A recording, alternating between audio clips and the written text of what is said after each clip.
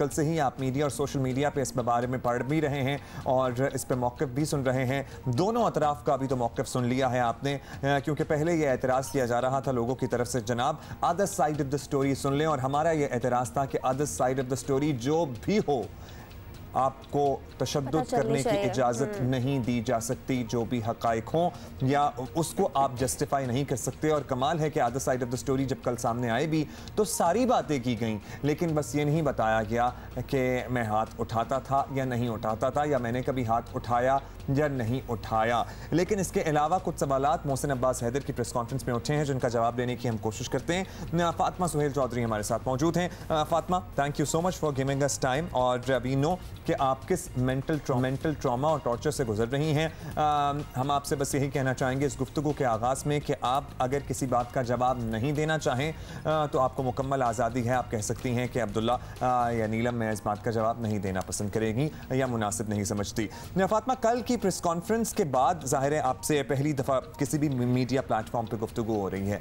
कल मोहसिन ने सबसे पहला इल्ज़ाम तो ये लगाया कि ये जो 15, 16, 17 को आप बता रही हैं कि आप पर तशद्दुद किया गया, तो आप पुलिस के सामने बताएं, जाकर अपनी रिपोर्ट पेश करें या मीडिया के सामने आ जाएं और अपने तशद्दुद के निशानात दिखाएं। और उनके बकौल आपने प्री प्लान ये ड्रामा किया, इससे पहले आपको कभी ख्याल नहीं आया था या इससे पहले कभी उनके बकौल आपकी मोहब्बत नहीं जागी थी? जी, मैं कल मीडिया पे इस चीज़ का जवाब दे चुकी हूँ कि वो जो तस्वीर मैंने शेयर की है वो जब मैं 3 मंथ प्रेग्नेंट थी तब मुझे मोहसिन ने शदीद जब मारा था।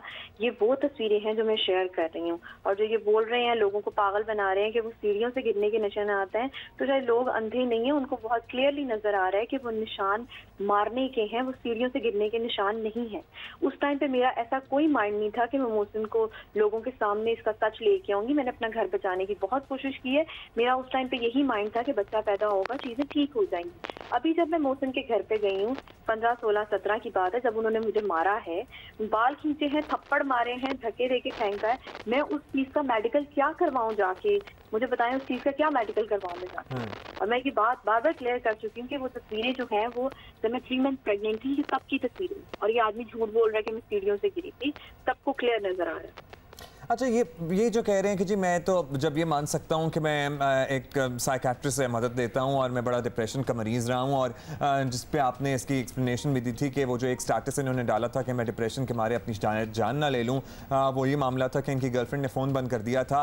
आप समझती हैं कि वो ये कहना चाह रहे हैं कि चूँकि उनका जहन उनके कंट्रोल में नहीं है या उनके एक्शंस उनके कंट्रोल में नहीं है तो ये सब कुछ हो जाता है उनसे? नहीं, ऐसी बिल्कुल कोई बात नहीं है। वो मीडिया को कंफ्यूज करने की कोशिश कर रहे हैं। एक आदमी डोमेस्टिक वायलेंस कैसे मान सकता है? ये तो जरूर मान सकते हैं। ये लोग इसके बारे में बात भी करते हैं कि हम साइकेट्रिस्ट के पास जाते हैं, ये तो माना जा सकता है। डोमेस्टिक वायलेंस तो नहीं माना जा सकता ना। ये क्यों कंफ्यूज कर रहे हैं लोगों को? पागल समझा हुआ है इन्होंने लोगों को कि मैं ये मान लूंगा कि मैं डोमेस्टिक वायलेंस करता हूँ, अगर मैं करता होता तो। ठीक है। अच्छा फातिमा, मोहसिन ये भी कहते हैं कि ठीक है मुझे कुछ एंगर मैनेजमेंट के प्रॉब्लम थे, लेकिन वो बैक इन बहुत साल 2-3 साल पहले थे जब हमारी शादी हुई थी। उसके बाद मेरा ऐसा कोई प्रॉब्लम नहीं था, और मारना तो मैंने बहुत देर पहले ख़त्म कर दिया था। मैं नहीं मारता था फातिमा को। देखिए, इसकी आई विटनेस जो है वो तो आपकी इंडस्ट्री के लोग ही आके बता रहे हैं, तो मोहसिन ये बात कैसे कह सकते हैं? उनकी इंडस्ट्री के लोग आके बता रहे हैं। गौहर ने कहा है कि 2018 की बात है, मैं भी आई विटनेस हूँ। दुआ मलिक ने कहा है, गौहर रशीद ने कहा। अच्छा, अब ये बता दीजिए फातिमा कि ये जो उन्होंने स्टांस लिया है कि हमने बैठ के फैसला किया कि अब चूंकि बेटा पैदा हो गया है तो आप दोनों सेपरेशन कर लेते हैं, आपकी साइड ऑफ द स्टोरी क्या है? आपसे बैठ के मोहसिन ने डिस्कस किया था कि अब चूंकि हमारी औलाद हो गई है अब हम सेपरेट हो जाते हैं, या आप अपना घर बसाना चाहती थी उस वक्त भी? नहीं, ये आदमी झूठ बोल रहा है सरासर। इसने मेरे नंबर ब्लॉक पे लगाए हुए थे। ये मुझसे बात तक नहीं करना चाह रहा था बच्चे के ऊपर, इसीलिए मैं इनके घर गई थी। और ये आदमी किस तरीके की बातें कर रहा है कि एक औरत बच्चा उठा के मेरे घर आ जाती है। क्या मतलब है मेरे घर आ जाती है? वो घर औरत का भी है और बच्चे का भी। अच्छा, आप लेबर में थी, जाहिर है आप you were already admitted in the hospital और ये कराची में मौजूद थे, अपना काम कर रहे थे। आपने इन्फॉर्म किया था इन्हें कि ये मेरी एक्सपेक्टेड डेट है और अब मैं जाऊंगी हॉस्पिटल? कोई राब्ता था या 9th मंथ प्रेग्नेंट होने के बावजूद आपका कोई राब्ता ही नहीं था इनसे? नहीं, मेरा इनके साथ कोई राब्ता नहीं था, लेकिन इनको डेट जरूर पता थी इनका मेरे साथ कोई राब्ता नहीं था। मैंने इनको हॉस्पिटल में जाते ही मैसेजेस भी किए हैं, कॉल्स भी किए हैं, दूसरों के नंबर से भी किए हैं कि उन्होंने मुझे ब्लॉक किया होगा, इन्होंने कोई जवाब नहीं दिया। अच्छा, जवाब नहीं दिया। फातिमा, आपने FIR भी दर्ज कराई है, उसमें आपने क्या मौक़िफ़ अपनाया है? अदालत से आप क्या चाह रही हैं? मैं अदालत से अपने बच्चे का हक ही चाह रही हूँ, जो मैं वहाँ पे इस इंसान को कहने गई थी कि आराम से प्यार से रहते हैं।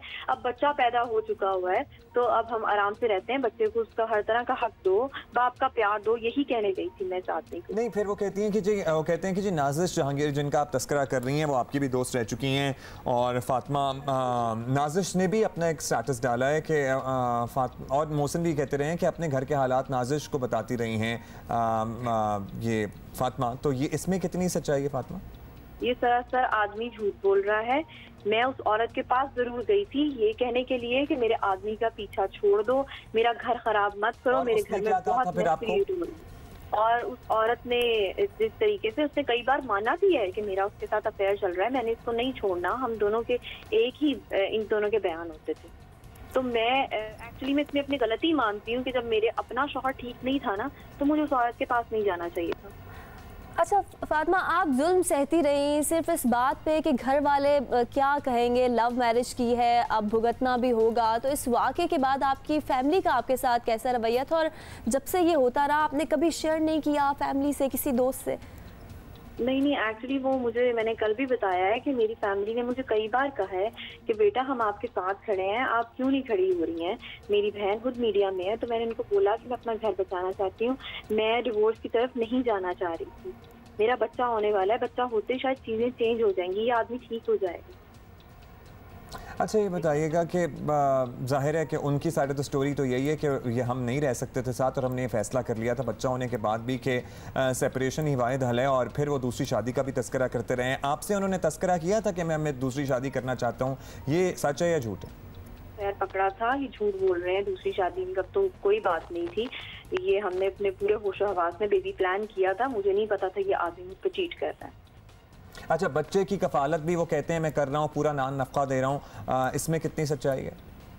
नहीं, ये बात वो सच कह रहे हैं कि वो बच्चे का खर्चा दे रहे हैं। ठीक है। और हॉस्पिटल की बिलिंग भी वो कह रहे हैं कि मैंने खुद की है, इसमें कितनी हकीकत है? जी, ये 2 दिन बाद जब आए थे और इन्होंने आके बोला था कि यहाँ पे मैं हूँगा या आपकी फैमिली होगी, ये आप डिसाइड कर लें। अगर आपकी फैमिली होगी तो मुझे कोई ज़रूरत नहीं है अपने बच्चे से मिलने की।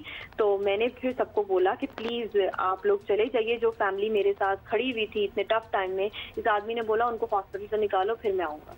अच्छा, यानी कि फिर आपने और वो 2 दिन जब आपकी सर्जरी हो गई और सब मुश्किल मराहल से आप गुजर गई, उसके बाद ये तशरीफ़ लेके आए। लेकिन ये बता दीजिए कि इन्होंने आपके वालिद साहब का भी बारहा तस्करा किया कि वो तो जनाब जानते हैं कि आप इनके साथ क्या सलूक किया करती थी, और आपके वालिद साहब से जब इन्होंने बात की कि उन्होंने कहा कि अच्छा ये तो मुझे फातिमा ने बताया नहीं, और फिर इन्होंने आपकी बहन और आपके कज़न का नाम लेकर और आपके किसी और रिश्तेदार का भी तस्करा करके आप पे कुछ इल्ज़ामात लगाए हैं।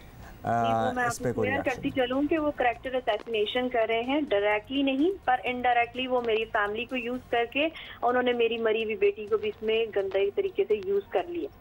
और वो आदमी जितना सच और जितना झूठ बोल रहा है, एक बात मैं आपको बताती चलूं कि वो आदमी कुरान पाक पे हाथ रख के जो प्रेस कॉन्फ्रेंस कर रहा था उसमें उसने सरासर झूठ बोला है कि वो पुलिस स्टेशन से आ रहा है। इस प्रेस कॉन्फ्रेंस के बाद मेरी SHO से बात हुई है, वो जो ऑडियो है वो भी मैं आपसे शेयर करती, अभी आपसे भी शेयर कर देती हूँ, रात को वैसे वो मैं शेयर कर चुकी हूँ, मुझे नहीं पता वो आप तक पहुंची है या नहीं। ये सारी प्रेस कॉन्फ्रेंस उन्होंने कुरान पाक पे हाथ रख के की है, तो अब जाहिर है इसमें क्या है, ये आदमी मेरे पास आया ही नहीं है, ये आदमी सरासर झूठ बोल रहा है।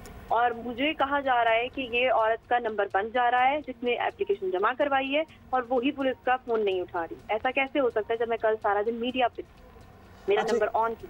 अच्छा, ये बताइएगा फातिमा कि आप तो ज़ाहिर है आप हमसे भी बात कर रही हैं, इससे पहले भी कल आपने मुतादिद इंटरव्यूज़ दिए, तो ये बात तो वहीं क्लियर हो जाती है कि आपका नंबर बंद नहीं है। आपका नंबर जब हम रब्ता कर सकते हैं तो पुलिस भी आपसे रब्ता कर सकती है। पुलिस ने आपको बुलाया, इसके बाद कोई रब्ता किया? नहीं, मेरी रात को ही उनसे बात हुई थी, और उस ऑडियो में सब कुछ है कि आप सुबह आ रही हैं, मैं आपको सबूत देने के लिए तैयार हूँ कि ये आदमी झूठ बोल रहा है, ये आदमी यहाँ पर और वो जो कागज जो साथ लिए बैठे थे प्रेस कॉन्फ्रेंस में कि जी ये सबूत हैं और मैं बताना नहीं चाहता और ये आप खुद ही पढ़ लें और ये देख लें, आपको क्या लगता है उनमें क्या है? वो आदमी पूरी स्क्रिप्ट तैयार करके लेके आया था। मैं बता रही हूँ आपको, जितनी इसमें सच्चाई है वो तो एक ऑडियो कॉल ही बता चुकी है कि आदमी झूठ बोल रहा है कुरान पाक पे हाथ रख के कि मैं थाने से आ रहा हूँ, जबकि ये थाने से नहीं आ रहा था। तो बाकी बातें कितनी एक बात बड़ी इंपॉर्टेंट है कि ये जो आपने रेवोल्यूशन की है ऑन सोशल मीडिया, उसके बाद मोहसिन ने आपसे राब्ता किया है कि अच्छा सॉर्ट आउट कर लेते हैं मामला, या किसी किस्म की कोई धमकी या कोई डराया हो, कोई राब्ता किया गया इनकी तरफ से, या इनके किसी आलाए या इनके किसी दोस्त की तरफ से कि जनाब ये फातिमा आपने कर तो दिया, इसे डिलीट कर दो, हम बात कर लेते हैं, या ये करोगी तो अच्छा नहीं होगा, कोई इस किस्म की बात? नहीं, इस किस्म की मेरे साथ किसी ने भी कोई बात करने की कोशिश नहीं किया। खैर, जो मोहसिन झूठ बोल रहे हैं कि मेरा अकाउंट हैक हो गया था, जब एक आदमी का अफेयर चल रहा है वो अपनी बीवी को पासवर्ड क्यों देगा? और वो कह रहे हैं कि मेरी बीवी के पास उसके पासवर्ड थे। एक जो कमेंट रिलीज किया गया था जिसमें गंदी गाली के साथ मुझे कहा गया था कि फेमिनिज्म, सस्ती फेमिनिज्म के लिए ये तमाशे मत करो और घर आओ और ये मामला सॉर्ट आउट करते हैं, और हैशटैग के साथ वो अल्फाज़ मैं यूज नहीं करना चाहती टीवी के ऊपर। नहीं, अच्छा, तो इनकी फैमिली का क्या मौक़िफ़ रहा है? आपने ज़ाहिर है कुछ अर्सा तो गुजारा है। वो कहते हैं जी 4 साल की शादी में सिर्फ 1 साल रही हैं हम लोग साथ। आई वंडर कि उसमें आप कह रही हैं कि आपने 2 आपके बच्चे हुए, वो दूसरा बच्चा भी आपने प्लान करके किया। इनकी फैमिली का रवैया कैसा था? वो आपका दर्द समझते थे? एट टाइम्स होता है कि पता होता है माओं को या बहनों को, जनाब हमारा भाई हमारा बेटा ख़राब है, ये औरत जो है ना बेचारी बिला वजह पिस रही है, इनके घर वालों का क्या रिएक्शन है? इनके लोगों को पता होता है, उनको बहुत अच्छे से पता था कि ये आदमी क्या कर रहा है, लेकिन उनमें से कोई भी मेरे साथ नहीं खड़ा होता। और फातिमा ये भी कहते हैं वो अपनी प्रेस कॉन्फ्रेंस में मोहसिन के, मैं तो शादी के बाद भी बहुत साल ऐसे ही था कि जैसे मैं सिंगल ही हूँ, घर के काम भी मैं खुद करता था, कुछ ऐसे इल्ज़ाम भी। अच्छा, फिर उन्होंने ये एक बात जो इम्पोर्टेंट की, उन्होंने कहा कि फातिमा आती हैं, फातिमा को मेरी ये बात नागवार गुजरती है कि मैं दूसरी शादी का प्लान कर रहा हूँ, उसके बाद एकदम से फातिमा घर आ जाती हैं बच्चे को लेकर, कहती है ये घर मेरे नाम करो। तो ये सब प्लांटेड था और प्री प्लान था। देखिए, घर नाम वाली बात, ये आदमी झूठ बोल रहा है। मैं ये आपको पहले भी बता चुकी हूँ कि वो घर लीज पे है, वो मोहसिन के नाम पे है आधा, और आधा बैंक के नाम पे है। तो 15 साल की लीज के ऊपर मैं इस आदमी से कैसे मुतालिबा कर सकती हूँ कि वो घर मेरे नाम के ऊपर है? ठीक है, आई गेस हमने आपसे तफसील से बात कर ली है। इसके अलावा फातिमा आप कोई बात करना चाहती हैं, कोई मुद्दा उठाना चाहती हैं, तो दिस इज द प्लेटफॉर्म। आगे क्या करने जा रही हैं? वो आप कह सकती हैं। मैं अपने बच्चे के राइट के लिए ही आगे जाऊंगी कोर्ट में। ठीक है, we get your point, thank you. और आपको हिम्मत दे अल्लाह ताला। आप बहुत सी उन लड़कियों बनी हैं जो डोमेस्टिक वायलेंस सहती हैं, बर्दाश्त करती हैं, लेकिन कुछ बोलती नहीं हैं। और हम बात करते हैं ना, पहली दफ़ा में क्यों ना बोल दिया। जनाब, किसी के लिए भी आसान नहीं होता है। पूरी दुनिया के सामने जब कोई ब्याह कर लेकर जाता है और कोई लड़की अपने घर से रुखसत होती है, तो वो शादी के 1 महीने बाद ये कहकर वापस नहीं आ जाती कि मुझे मियाँ मारता है। हत्तुल इम्कान ये औरत की सरिश्त में है, उसके खमीर में है कि वो कॉम्प्रोमाइज़ करने की कोशिश करती है, वक्त गुजारेगी। और ये तो वो ये हत्तुल इम्कान किसी भी इंसान के, पर्टिकुलरली औरत जो मुजस्समा ही कुर्बानी का है, उस बर्दाश्त का है, उसकी नेचर में है कि वो कॉम्प्रोमाइज़ करने की कोशिश करती है। और पर्टिकुलरली जहां उसने शादी अपनी मर्जी से की हो, तो वहां तो 200% ये कोशिश करती है कि मुझे अपने माँ बाप के घर वापस ना जाना पड़े और चीज़ें चला ले पहले। और इटसेल्फ हमारी सोसाइटी में भी ये एक टैबू है कि आप इस बारे में बात करो। तो कुडोस टू फातिमा कि फातिमा स्पोक अबाउट इट, बहुत वक्त इंतज़ार किया, बर्दाश्त किया, लेकिन फिर इंसान की बर्दाश्त कभी ख़त्म होती है और वो बात करता है। और फातिमा ने एक बात क्लियर की है कि वो कुरान पे हाथ रख के प्रेस कॉन्फ्रेंस कर रहे थे कि वो अभी थाने से आ रहे हैं। उन्होंने एसएचओ से रात बात की है। उनके सोशल मीडिया प्लेटफॉर्म पर उनकी ऑडियो जो एसएचओ साहब के साथ टेलीफोनिक कॉल की है ये मौजूद है, आप सुन सकते हैं। एसएचओ साहब के मुताबिक वो थाने नहीं आए हैं। और ये बात भी जेन्युइन है कि अगर 16-17 को कोई थप्पड़ मारे, बाल खींचे या धक्के दे, उसका मेडिकल क्या कराया जा सकता है? फातिमा के numbers, as far as we are connecting with her, तो फातिमा के नंबर्स ऑन है। लेकिन मोहसिन ने जैसे अपनी प्रेस कॉन्फ्रेंस में कहा कि पुलिस की जानिब से राब्ता किया गया, लेकिन फातिमा के नंबर्स ऑफ जा